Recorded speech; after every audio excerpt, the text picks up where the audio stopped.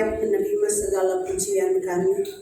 Kau layak menerima hormat dan pengagungan. Engkau Raja yang bertahta. Engkau Tuhan yang berkuasa. Langit, bumi, dan segala isinya. Kepadamu-lah kami menyembah di pagi hari ini. Kepadamu-lah kami persembahkan segala puji-pujian kami. Terima kasih Tuhan Yesus untuk hari ini. Hari yang baru yang Kau anugerahkan buat kami. Dan yang kami percaya penuh dengan kebaikan yang daripada Tuhan. Saatnya kami akan mendengarkan firman-Mu. Firman kebenaran, firman kehidupan. Bicaralah buat kami semua di pagi hari ini. Dan kami percaya kepada semua kami tanpa terkecuali. Dianugerahkan segala hikmat dan pengertian, pewahyuan serta penyingkapan. Sehingga setiap kebenaran yang kami dengar, kami boleh mengerti, kami boleh memahami, dan kami menangkapnya di dalam nama Yesus. Dan lebih daripada itu, oleh anugerah Tuhan, kami dapat melakukannya di dalam hidup kami sehari-hari. Sehingga kami semakin bertumbuh ke arah Kristus yang adalah kepala. Terpuji-pujilah nama-Mu di dalam nama Tuhan Yesus. Kami mau mendengarkan firman Tuhan. Dan kami percaya Roh Kudus bekerja di setiap kami. Hati setiap umat-Mu di pagi hari ini. Di dalam nama Tuhan Yesus, dari hati yang haus, yang lapar akan kebenaran firman Tuhan, kami dengan firman-Mu di pagi ini, dalam nama Tuhan Yesus, haleluya, amin. Ya, silakan duduk dan kita akan dengarkan pesan gembala.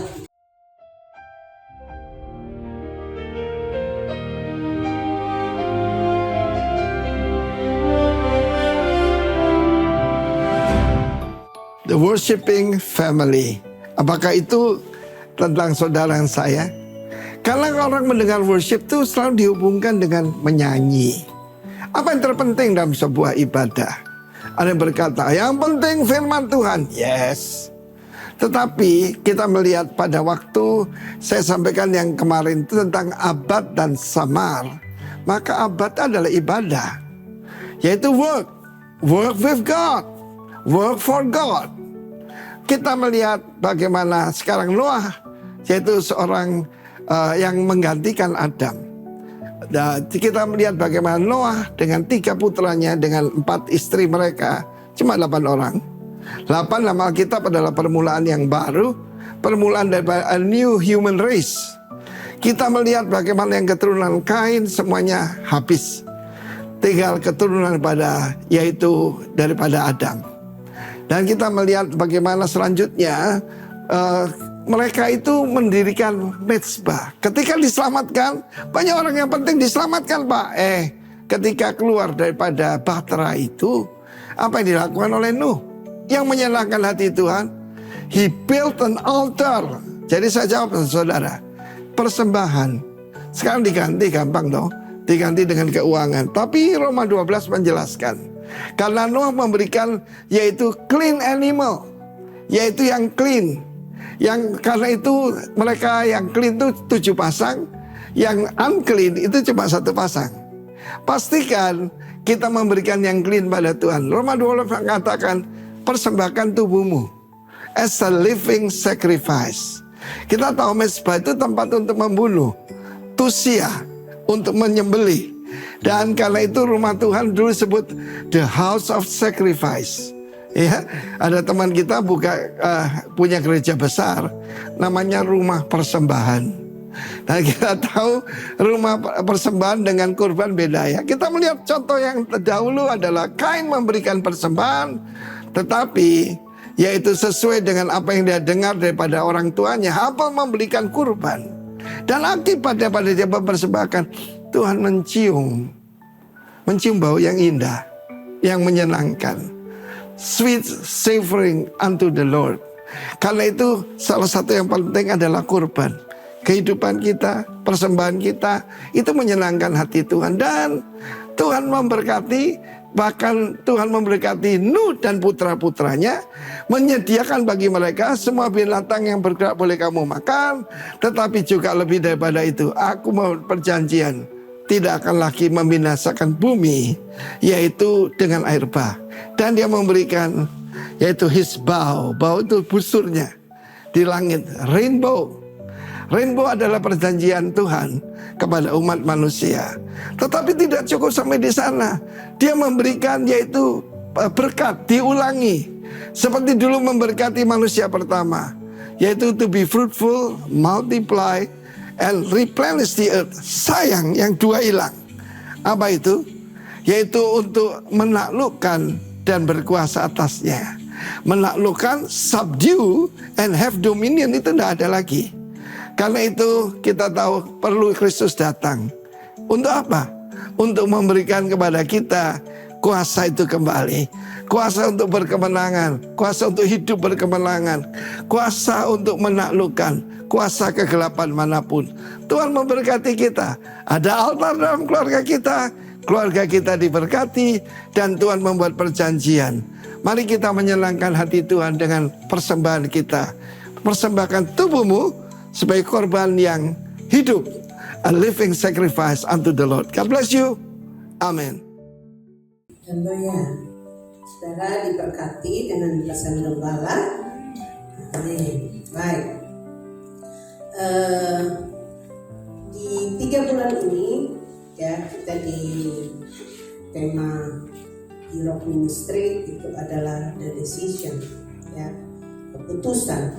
Nah, saudara, kita akan melihat kebenaran firman Tuhan, sehingga penting untuk kita menyadari posisi rohani saya dan saudara, karena dengan kita mengetahui, mengenal, menyadari posisi rohani kita yang sebenarnya, kita akan menjadi orang-orang yang bisa membuat keputusan-keputusan yang benar di dalam hidup kita.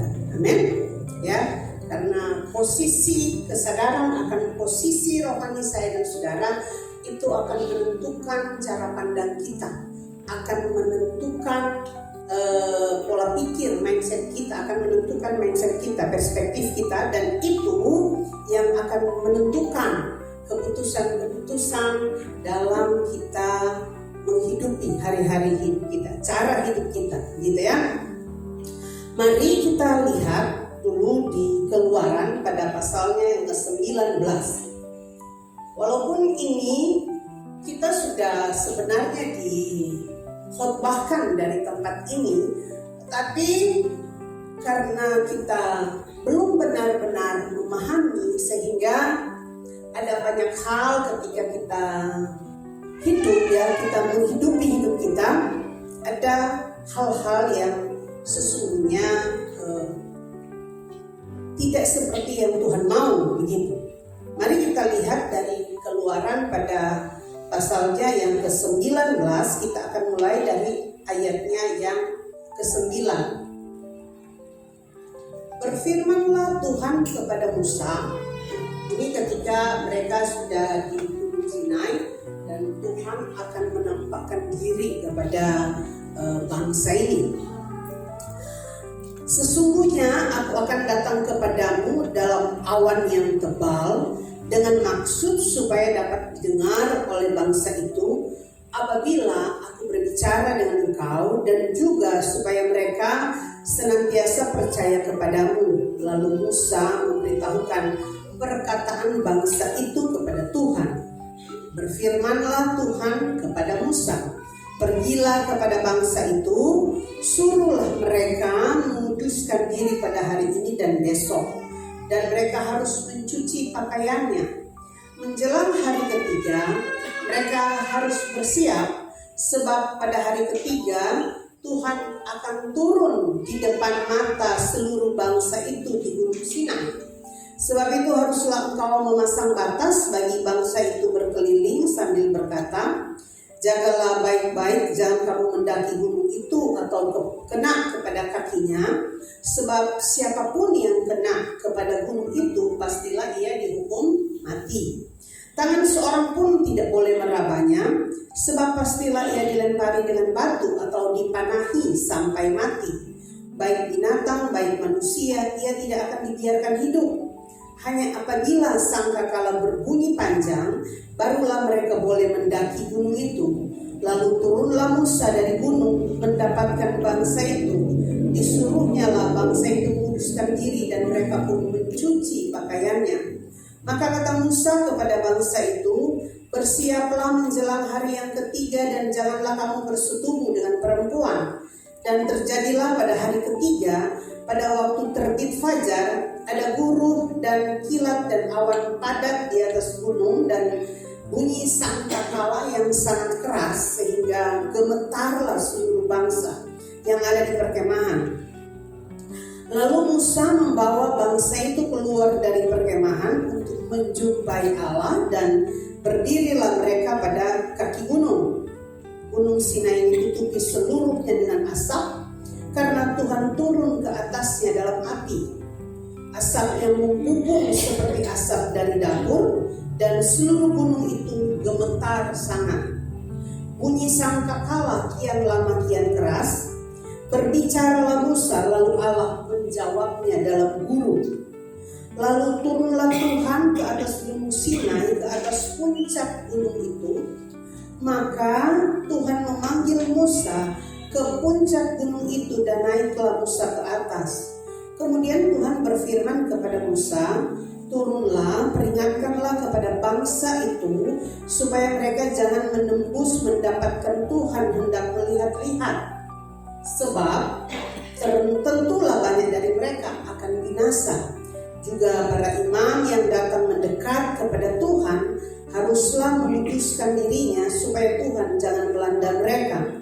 Lalu berkatalah Musa kepada Tuhan, tidak akan mungkin bangsa itu mendaki gunung Sinai ini, sebab engkau sendiri telah memperingatkan kepada kami demikian. Pasanglah batas sekeliling gunung itu, dan nyatakanlah itu kudus. Lalu Tuhan berfirman kepadanya, pergilah turun, kemudian naiklah pula engkau beserta Harun, tetapi para imam dan rakyat tidak boleh menembus untuk mendaki menghadap Tuhan, supaya mereka jangan dilandanya.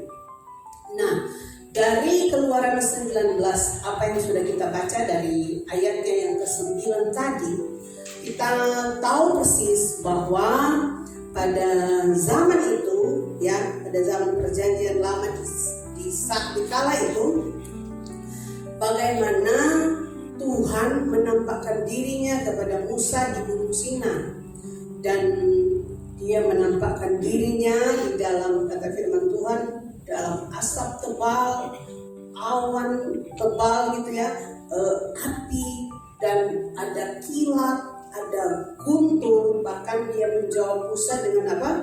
Guntur yang berbunyi, sangkakala yang berbunyi begitu keras gitu ya. Itu bukan sangkakala yang ditiup oleh bangsa itu, tapi sangkakala yang berbunyi dari sorga itu sendiri ya. Tiupan sangkakala yang berbunyi bukan karena orang-orang ini. Dan ada kilat, ada guntur. Saudara, kalau kilat, guntur gitu ya, kita di dalam rumah pasti kan gimana coba gitu ya. Lalu api, asap seperti itu. Bahkan firman Tuhan dari gunung itu apa? Gemetar. Ada gempa begitu terjadi. Maka bangsa ini ketakutan. Dan memang ya, oleh karena Tuhan itu kudus, mereka itu tidak boleh mendekat. Kalau mereka mendekat, mereka akan apa? Mati, mereka binasa. Hanya Musa saat itu dan Harun dengan ketentuan harus mereka pun semua mencuci bajunya, menguduskan dirinya gitu ya, dan mereka lah berdua yang boleh mendekat. Nah, ketika di Bait Allah, ketika Tuhan memerintahkan Musa untuk membangun Bait Allah, membangun kemah pertemuan saat itu, dan di Bait Allah seterusnya, itu yang bisa masuk ke ruang Maha Kudus untuk bertemu Tuhan di tutup pendamaian itu hanya imam besar, dan dilakukan 1 tahun 1 kali di hari penebusan, hari di mana mereka akan disucikan dosa-dosa dari bangsa ini. Nah, betapa saudara yang kita harus pahami di sini, bahwa karena upah dosa itu mau, dan hubungan dengan Allah itu belum dipulihkan, makanya ya mereka tidak bisa mendekat bangsa itu dengan sembarangan begitu. Ya, hanya orang tertentu yaitu imam besar yang bisa masuk ke ruang Maha Kudus itu. Nah, kita akan lihat di Markus pada pasalnya yang ke-15 ayatnya yang ke-38. Coba Markus 15 ayatnya yang ke-38. Nah, jadi memang ada batas dari di ruang Maha Kudus itu, yang dibilang begini. Ini ketika Yesus disalibkan, ya kan? Ketika Yesus bilang, ke dalam tanganmu kuserahkan nyawaku. Kalau saudara baca di Markus ini maupun ada juga di Matius, di Lukas juga, firman Tuhan bilang begini, ketika itu tabir bait suci yang tergantung di bait suci terbelah 2 dari atas sampai kemana? Ke bawah. Nah, tabir maksudnya tirai. Tabir tuh maksudnya tirai. Tirai ada tirai pemisah antara ruang kudus dan ruang Maha Kudus. Dan tirainya itu sangat-sangat tebal. Ya, sangat-sangat tebal. Kalau kita baca di Imamat, di sana ada begitu banyak peraturan-peraturan ketika Tuhan memberitahukan kepada Musa untuk membangun kemah pertemuan, gitu ya, bait suci, ya kemah pertemuan. Dan di situ ada tabir, ada tirai, dan saat Yesus itu menyerahkan nyawanya, kata firman Tuhan, saat itu langsung gelap gulita, dan tabir di bait suci itu terbelah 2 dari atas sampai ke bawah, ya saudara. Nah, di sini lewat kebenaran firman Tuhan ini mau memberitahukan kepada saya dan saudara bahwa penyaliban Kristus di kayu salib itu mau membuka itu. Amin. Penyaliban itu membuat saya dan saudara, kita sekarang yang ada di dalam Kristus, kita punya akses. Katakan akses. Amin. Untuk setiap waktu. Jadi bukan lagi lewat imam besar. Mereka semua dulu kalau mereka melakukan dosa dan pelanggaran, itu harus lewat apa? Imam besar untuk meminta pengampunan dosa.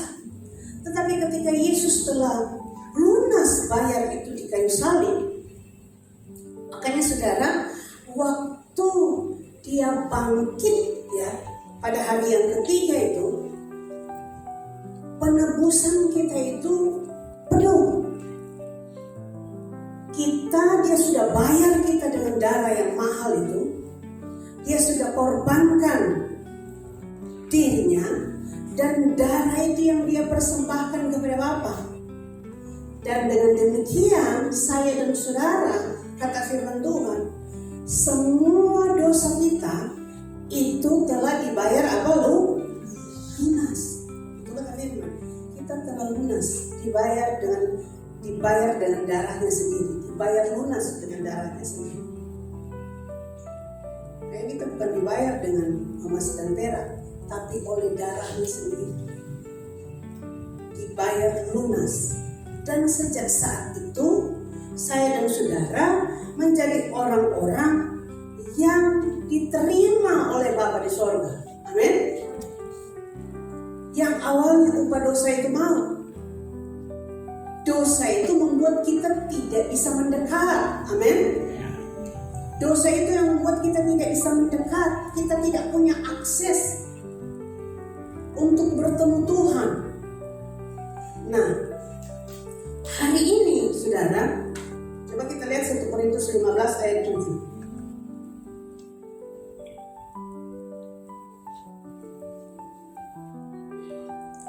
Ayat 17, 1 Korintus 15 ayat yang ke-17.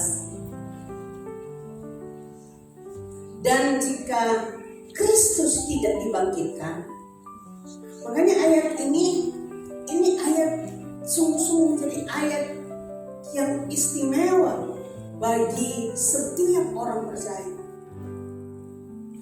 Ini ayat kemenangan yang mesti saya dan saudara ini benar-benar mengerti saudara. Dan jika Kristus tidak dibangkitkan, maka sia-sialah kepercayaan kamu dan kamu masih hidup dalam apa? Dosamu. Tapi Kristus benar-benar apa Bang? Bangkit. Dia hidup. Oleh karenanya, kata firman Tuhan, dosa kita sudah ditebus. Bapa di sorga menerima saya dan saudara. Dan yang paling penting, oleh karena saya dan saudara sudah diterima oleh Bapa di sorga, ya. Kita baca dulu satu ayat, 1 Petrus 3 ayat yang ke-18.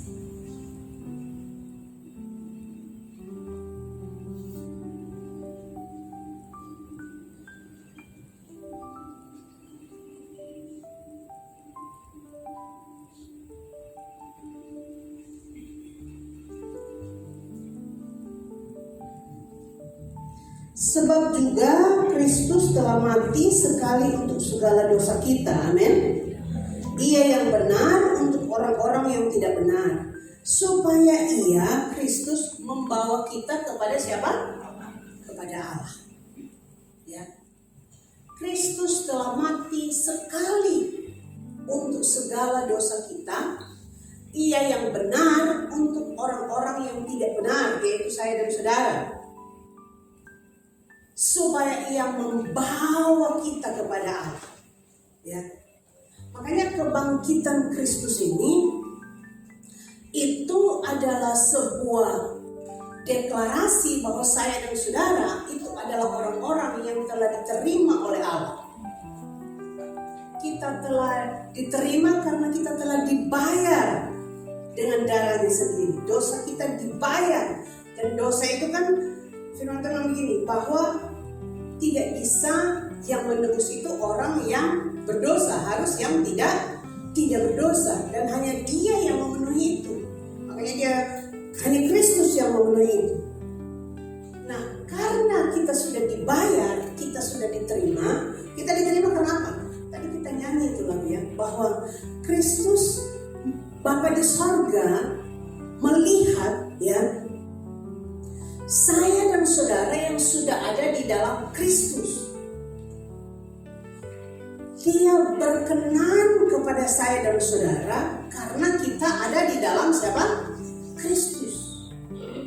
Kita dibenarkan karena kita ada di dalam Kristus. Makanya sekali-kali keselamatan itu bukan karena apa? Perbuatan. Bukan karena apa yang kita lakukan.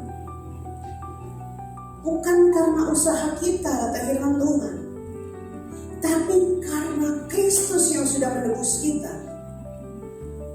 Dia yang sudah menanggung semuanya.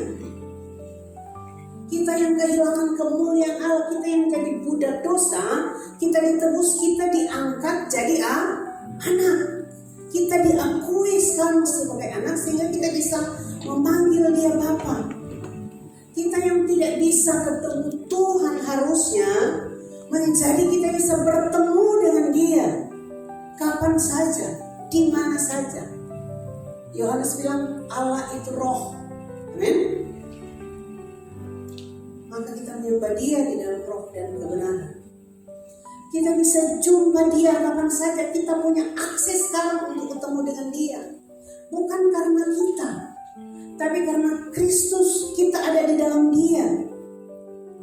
Dan Tuhan melihat kepada Kristus dan Dia berkenan. Makanya ketika kita ketemu Tuhan, kita mau jumpa Dia, Tuhan melihat siapa? Kristus. Perkenanan kita karena Kristus, bukan lagi karena apa yang saya lakukan, bukan karena performance kita, perbuatan kita membuat Tuhan berkenan buat kita, tidak.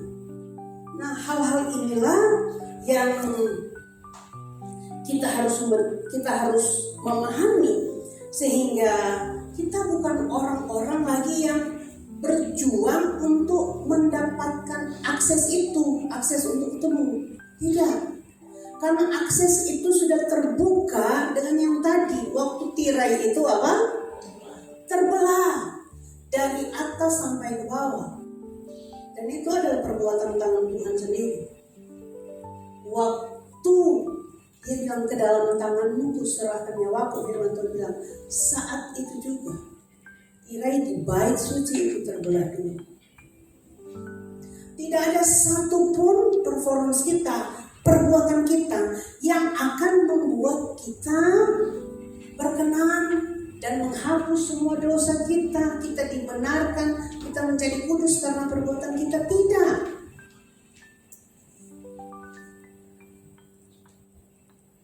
Tapi karena apa yang Tuhan sudah buat di kayu salib itu.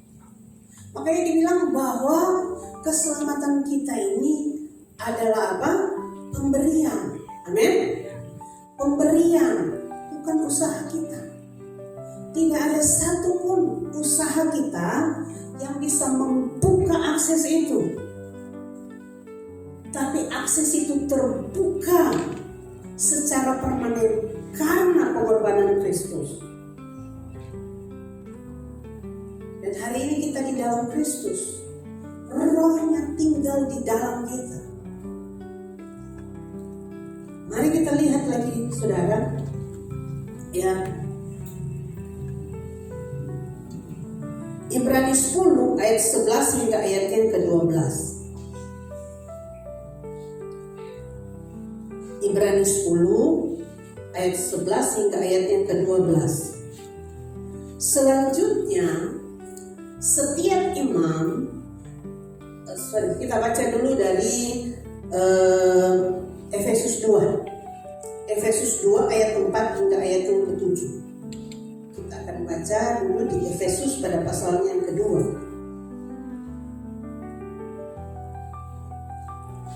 Tetapi perikopnya di atas itu adalah ini, semuanya adalah kasih karunia. Saudara punya kitab, itu perikopnya, judulnya di atas itu adalah semuanya adalah kasih karunia. Tetapi Allah yang kaya dengan rahmat, oleh karena kasih-Nya yang besar yang dilimpahkannya kepada kita, telah menghidupkan kita bersama-sama dengan siapa? Kristus. Nah, ini kata telah ini yang waktu Dia bangkit dari antara orang mati, Dia bilang, akulah apa? Jalan kebenaran dan hidup. Tidak ada seorang pun bisa sampai kepada Bapa kalau tidak melalui aku. Dialah jalan itu, Dialah akses itu yang membuka akses itu kepada Bapa. Dan tidak ada seorang pun yang bisa datang kalau tidak melalui Dia. Sekalipun kita telah mati oleh kesalahan-kesalahan kita, oleh kasih karunia kamu apa? Diselamatkan. Dan ini dia, di dalam Kristus Yesus, Ia telah membangkitkan kita juga. Karena upah dosa itu mau, ya, sesungguhnya kita ini di hidup kita yang lama waktu kita menerima Kristus, sesungguhnya kita itu mati. Dan di dalam Kristus Yesus, Ia telah membangkitkan kita juga dan memberikan tempat bersama-sama dengan Dia di mana? Di sorga. Yesus duduk di sebelah kanan Allah. Firman Tuhan bilang, dia duduk di sebelah kanan Allah. Kita lihat ayat yang tadi.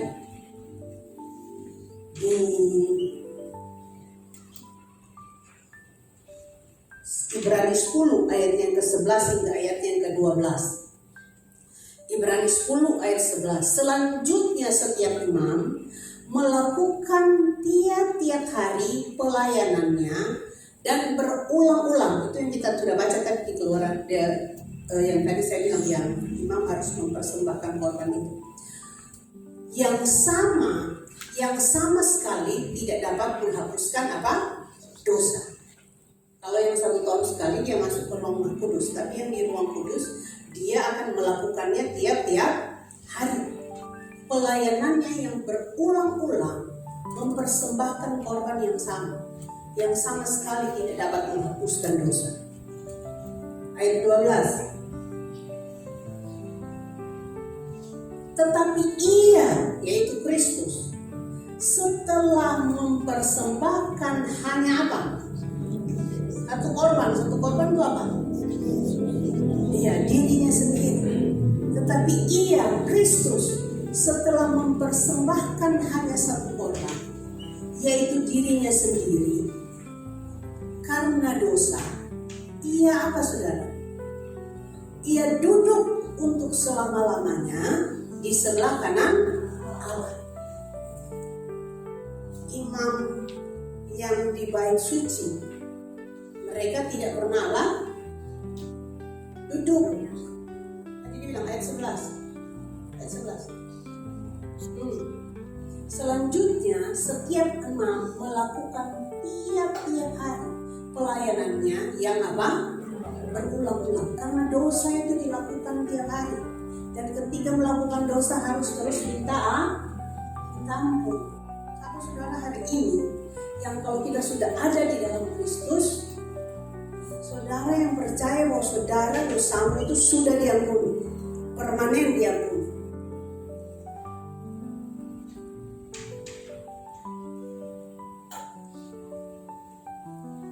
Dosa yang berupa dosa itu maut, itu sudah diampuni. Kita tidak datang minta ampun lagi. Maksudnya begini, kalau kita masih melakukan kesalahan, melakukan pelanggaran, mungkin juga melakukan dosa, kita jujur dengan Tuhan itu ya, amin. Tapi kita harus percaya bahwa dosa kita sudah diampuni. Kalau enggak, saudara tidak pernah benar-benar merdeka di dalam Kristus. Kita tidak pernah benar-benar merdeka, sehingga sampai saudara hari ini, saya selamat atau tidak? Ya kan? Saya ini selamat atau tidak? Siapa yang ada dalam Kristus selalu berselisih, saya ini selamat atau tidak? Masih mempertanyakan keselamatannya sampai hari ini.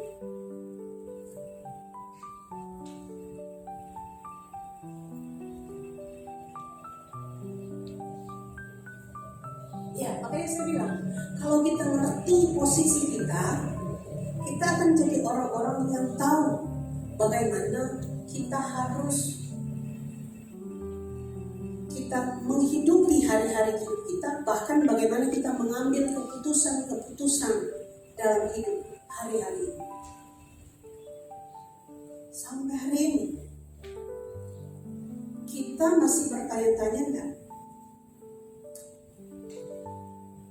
Apakah dosa saya ini sudah diampuni?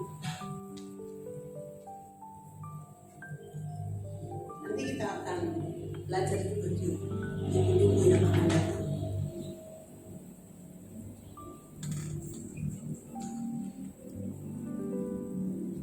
Kita masih terus bertanya.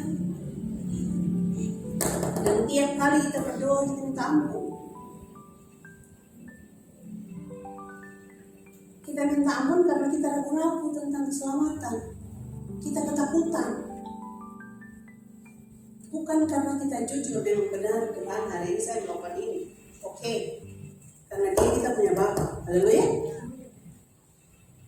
Kira-kira anak saudara waktu waktu dia melakukan kesalahan dan dia bilang sama saudara, mama, bapak saya melakukan kesalahan, lalu dia batal jadi anak. Apakah dia batal jadi anak? Tidak. Status anaknya berubah atau tidak? Tidak.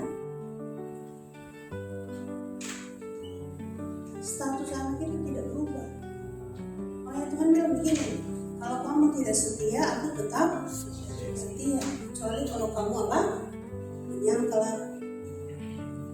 Aku pun akan menyangkal kamu. Hal-hal inilah yang harus kita pahami bersama hari-hari ini. Tidak ada lagi keraguan di dalam hati kita bahwa benar-benar Tuhan itu sudah terima saya. Amin. Tuhan menerima saya, telah membenarkan saya, telah menyucikan saya, melayakkan saya. Makanya ketika orang yang tidak percaya bahwa Tuhan sudah menerima dia sempurna seutuhnya, karena penebusan itu permanen, amin, sekali untuk selama-lamanya.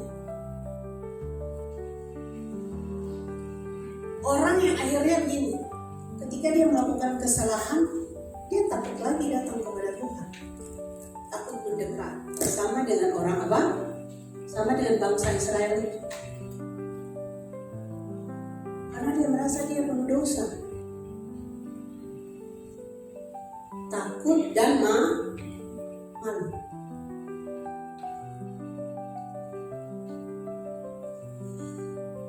Tidak mau mendekat, dan itu yang disenang.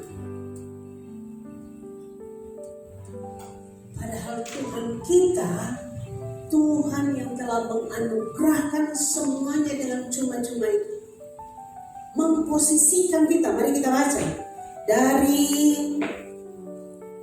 Efesus 2 ayat 4 ini. Efesus 2 ayat 6 tadi, 5-6. Ayat yang kelima. Telah menghidupkan kita bersama-sama dengan Kristus. Oleh kasih karunia kamu diselamatkan. Ya, kita telah mati oleh kesalahan-kesalahan kita. Waktu Adam makan, Adam dan Hawa makan buah itu, mereka tidak mati kan? Tapi firman Tuhan bilang begini, kalau kamu makan buah pohon pengetahuan yang baik dan jahat ini, pada saat kamu makan, pasti kamu mati. Tapi saat itu, secara fisik, mereka tidak mati kan? Iya, tapi hubungan itu. Nanti kamu mati oleh kesalahan-kesalahan, oleh pelanggaran. Tapi sekarang dalam Kristus, kamu dihidupkan bersama-sama dengan Kristus. Waktu dia mati di kayu salib, dia bayar utang dosa kita semuanya. Dia bangkit. Nah, ini adalah kemenangan Kristus. Kebangkitan itu adalah deklarasi bahwa Kristus menang. Dan kemenangannya, hidupnya itu adalah hidup saya dan saudara juga. Ayat yang ke-6.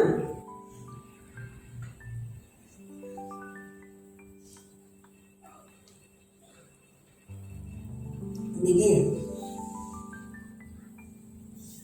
Dan di dalam Kristus Yesus, Ia telah membangkitkan kita juga dan memberikan tempat bersama-sama dengan Dia di surga. Ya, kalau kita mati secara kita punya tubuh jasmani ini, kita akan dibangkitkan memang dengan tubuh kemuliaan.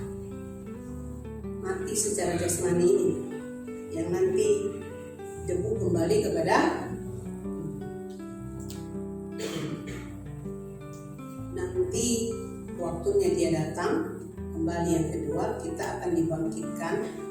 Kalau kita baca di 1 Tesalonika itu, kita kembali dibangkitkan dengan tubuh kemuliaan, bukan dengan tubuh yang begini lagi. Tapi yang firman Tuhan bilang begini, Dan di dalam Kristus Yesus, Ia telah membangkitkan. Maksudnya bukan yang nanti itu. Maksudnya Dia sudah membangkitkan, telah membangkitkan kita juga secara roh yang tadi mati itu, amin. Sekarang kita hidup dan memberikan, ini dia yang saya bilang, posisi rohani kita, memberikan tempat bersama-sama dengan Dia di mana? Sorga. Tadi firman Tuhan bilang di sorga Dia sudah persembahkan darahnya dan Dia duduk. Duduk ini bukan duduk santai-santai kayak kita minum kopi di kafe, bukan gitu maksudnya. Tapi duduk bicara otoritas dan kuasa, amin. Bicara kita memerintah dengan otoritas dan kuasa. Itu maksudnya duduk. Bukan duduk kayak minum kopi di kafe, bukan begitu. Bukan hanya sekedar duduk kayak kita duduk ini. Posisi duduk itu, duduk di takhta Kristus, duduk di takhta di sebelah kanan Allah. Itu bicara otoritas, Dia memerintah dengan otoritas dan kuasa. Dan posisi itu posisi yang ada pada saya dan saudara sekarang. Amin. Kita yang ada dalam Kristus. Makanya kita percaya Yesus bukan hidup kekal, itu bukan nanti kita langit, kita mati baru bangkit, baru kita bersama-sama dengan Dia di sorga. Bukan itu, bukan cuma itu maksudnya. Tapi hari ini kita menerima posisi itu karena Kristus bangkit. Dan kalau kita menyadari posisi kita ini, penebusannya itu sekali untuk selama-lamanya. Makanya dibilang gini, sudah selesai. Amin. Jadi keyakinan kita bahwa kita adalah orang-orang yang dikasihi, diselamatkan, itu harus benar-benar ada pada saya dan saudara. Amin. Bukan berarti saya bilang begini, oh berarti kita bebas melakukan dosa. Bukan itu, saudara. Dalam proses kita menjadi sempurna seperti Dia, ya bisa saja kita jatuh, ya kan? Kita melakukan kesalahan, bahkan berulang-ulang. Oke. Saudara ingat waktu anak yang bungsu itu, dibilang dia anak yang hilang. Tapi waktu dia balik, dia tetap anak atau tidak? Tetap anak. Dia jual semua harta yang diberikan oleh bapaknya. Jadi waktu dia minta, bapaknya masih hidup. Harusnya kan kalau dapat harta bagian warisan, nanti kalau orang tua udah mati toh. Ini tidak. Bapaknya masih ada, dia sudah minta. Dengan kata lain dia berharap, dia menganggap mungkin bapaknya sudah bagi dia anak ini yang bungsu ini. Dan dia pergi, dia jual semua, dia foya-foya dengan pelacur, bahkan pokoknya hidup tidak karu-karuan. Terus jadi tukang jaga baju. Tinggal pekerjaan itu yang bisa dia lakukan. Dia tidak bisa dapat pekerjaan yang lain. Kerja di Indomaret dia katanya nggak bisa, hanya bisa jaga baju. Tidak ada yang menerima dia. Bayangin, cuma bisa jaga baju. Pekerjaan itu dari bapak yang kaya raya. Saudara tahu saudara punya bapak kaya raya, amin? Oh ya, bukan cuma kaya, dia kaya raya. Dari bapak yang kaya raya, jadi tukang jaga batu. Lalu dia ingat bahwa di rumah bapaknya, sebenarnya waktu dia pulang sebenarnya dia tidak ingat bapaknya. Dia ingat apa? Dia ingat makanan di rumah bapaknya itu berlimpah-limpah karena saat itu dia sudah tidak bisa makan. Ya toh? Mau makan makanan babi saja tidak bisa.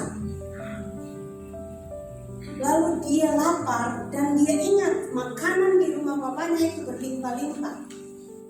Bapaknya punya pembantu-pembantu di rumah, pekerja-pekerja di rumah itu makan berlimpah-limpah. Lalu dia ingat mereka semua, saya, bapak bu anak, saya tidak bisa makan hari ini. Lalu dia pulang, memberani dia pulang, tapi pun dia masih dipenuhi dengan ketakutan sebenarnya. Makanya selama perjalanan dia sudah kira-kira kalau saya pulang saya mau bilang apa bahasa papa, gitu kan? Papa, saya tidak layak lagi jadi anak papa. Jadi dia sudah kurang lebih begitu. Dia selama di jalan dia sudah siap-siap. Kadang kalau ketemu orang juga saudara sudah siap-siap atau mau bicara apa. Anak ini juga sudah siap-siap. Kalau ketemu bapaknya dengan saya udah tidak layak. Nanti biar saya jadi apa saja di papa rumah gitu. Tapi waktu dia pulang yang sudah tidak karu-karuan, Tuhan bilang papanya itu apa? Lari dan jemput anak ini. Papanya itu apa? Berlari. Itu hati bapak. Papanya lari, jemput dan peluk dan cium dia, kata firman Tuhan. Papanya peluk, bukan cuma lari, tapi peluk dan cium anak ini. Dan waktu dia baru mau ngomong, papa, aku udah layak. Papanya itu bilang apa? Ambil apa? Baju yang terbaik. Ambil apa? Cincin. Dia belum sempat ngomong, selesai. Papanya bilang, ambil cincin, ambil baju, ambil apa? Kasut. Kasih pakai buat dia. Pulihkan identitasnya. Karena anak ini merasa identitasnya bukan lagi anak, iya toh? Karena dia bilang, ya saya tidak jadi anak aja, saya jadi pembantu aja di papa rumah. Hanya karena supaya bisa makan. Padahal dia punya apa? Warisan. Punya anak. Makanya bapak yang dari kasih bagi dia baju untuk memulihkan identitasnya. Dia lupa identitasnya bahwa dia anak. Dia sudah bergelimang dosa, tapi identitasnya tidak apa? Tidak berubah. Haleluya. Dikasih bagi baju, dikasih bagi cincin. Cincin itu bicara otoritas itu. Dulu raja tuh capnya tuh pakai dia cincin gitu. Kasih pakai sandal. Karena kalau budak tidak pakai sandal. Anak tuh pakai sandal.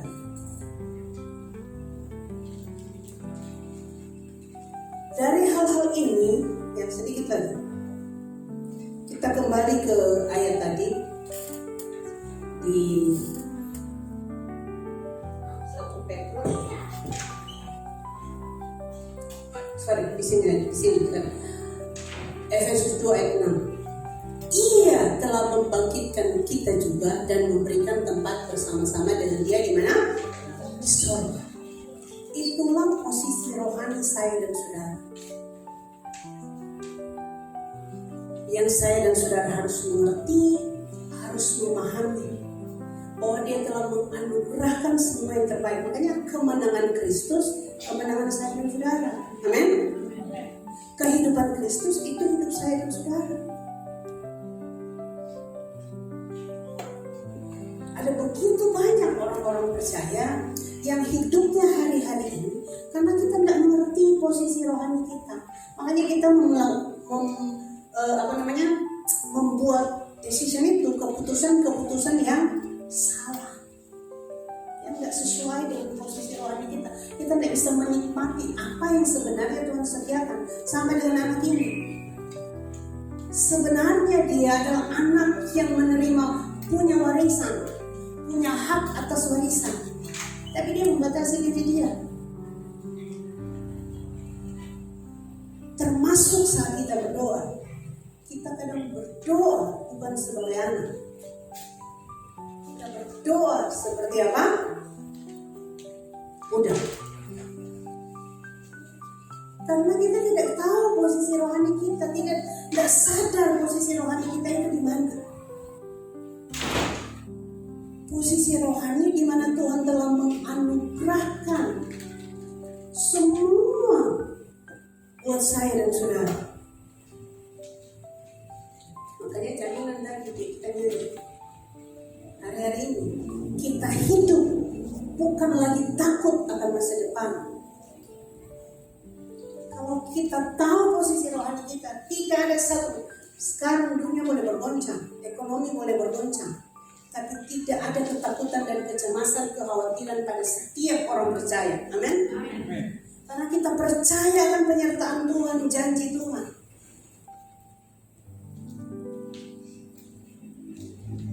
Haleluya. Ya. Itu kita harus percaya itu. Modelnya mau bergoncang model apapun, Tuhan telah menyediakan hari depan yang kilang gemilang. Amin. Masa depan yang baik, yang penuh harapan itu disediakan bagi semua orang yang ada di dalam Kristus. Tidak ada ketakutan.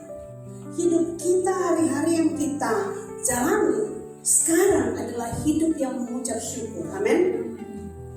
Mengucap syukur setiap hari untuk apa yang Tuhan sudah sediakan buat saya dan saudara, yang telah diberikan buat saya dan saudara. Amin. Bukan ketakutan, bukan, tapi hidup yang digerakkan oleh ucapan syukur. Makanya orang yang mengucap syukur yang tadi nih tema bulan kita harus menjadi keluarga yang menyembah. Amin. Kita menyembah karena itu mengucap syukur. Kalau kita mengucap syukur, makanya kita menyembah. Family of worship itu digerakkan oleh karena ucapan syukur, bukan lagi karena ketakutan. Ketakutan bahwa saya selamat ke tidak ya? Besok kira-kira nanti kita bagaimana. Kita tidak boleh merencanakan hidup kita. Tuhan memberikan kita hikmah untuk memanage segala sesuatu, tapi kita tidak ada dalam ketakutan. Amin. Oke, dunia boleh bergoncang seperti apa, tapi firman Tuhan menjamin kita ada di dalam kerajaan yang tidak tergoncangkan, karena Dia Raja yang memerintah di situ. Dia Raja yang berkuasa di sini. Makanya waktu ini paling terakhir, Ishak, di mana dia mengalami tempat di mana waktu saat itu mereka mengalami kekeringan, ya, dan orang-orang di sana memilih kembali ke Mesir. Tapi Tuhan bilang begini sama Ishak, kau tidak usah ke Mesir. Kau tetap tinggal saja di tanah kering ini, karena aku Tuhan yang menyertai kau. Amin. Jadi bukan soal tanah itu kering atau subur, tapi soal Tuhan sertai saya atau saudara atau tidak. Amin. Jadi persoalannya ada pada penyertaan Tuhan. Baik hari-hari ini kalau kita masih bilang, oh nanti ekonominya begini, dan lebih rumit, lebih pusing, dan bisa tidur. Tapi percaya buka keadaan apapun, ada Tuhan yang menyertai. Amin. Tuhan Yesus memberkati.